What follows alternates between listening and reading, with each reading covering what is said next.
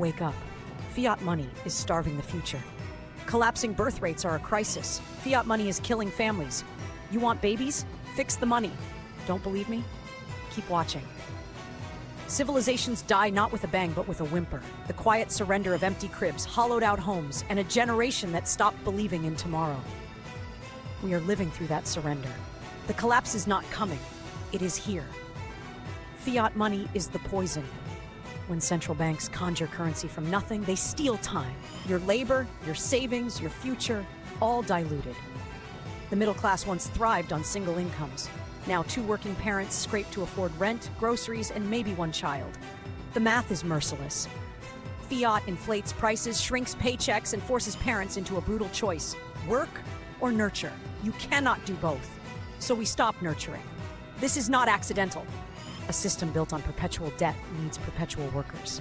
More taxpayers, more consumers, more cogs. But when the cost of raising children outpaces wages, the machine starves. We've traded cradles for cubicles. Nihilism is the symptom. You watch billionaires launch themselves into space while you struggle to pay rent. It's soul-crushing. And when hope dies, so does the desire to bring new life into a world that feels rigged. This isn't abstract philosophy, it's reality. In China, the lying flat movement has young people opting out of the rat race altogether. In the West, the child-free lifestyle is celebrated as a form of liberation. But let's call it what it is: surrender.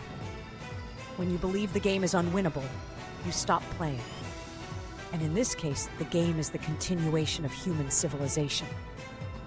Fiat money fuels this despair. It widens the gap between the haves and the have-nots, concentrating wealth in the hands of a few, while the rest scramble for crumbs. When people lose faith in the future, they stop investing in it, literally and figuratively. Children are the ultimate investment in tomorrow.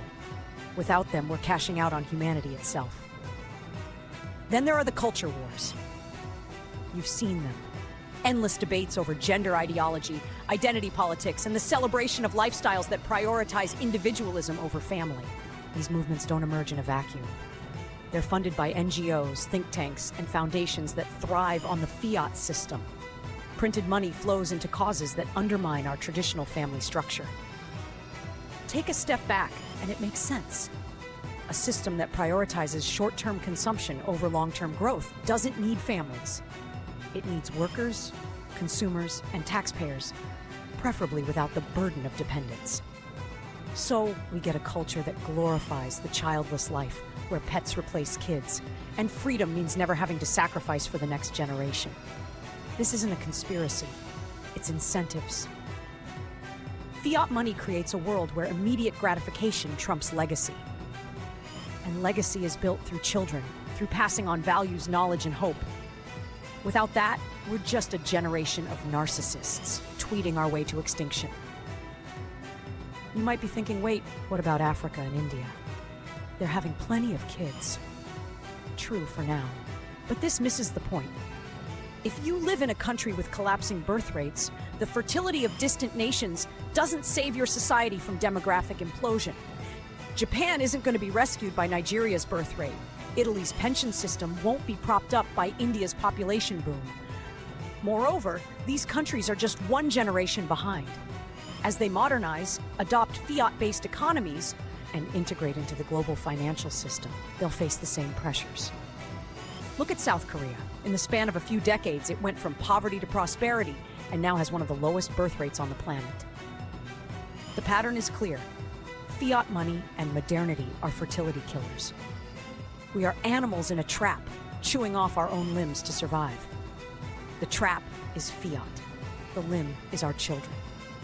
This is not a demographic shift. It is civilizational suicide. When a people lose the will to endure, to sacrifice, to hope, to create, they are already ghosts. The fix is not more subsidies or political slogans. It is killing the poison at the root, a money system that rewards the present at the expense of the future. Without honest money, there is no honest future. Without families, there is no society. The clock ticks. The cribs gather dust. Choose, fight for a system that values life, or fade into the quiet.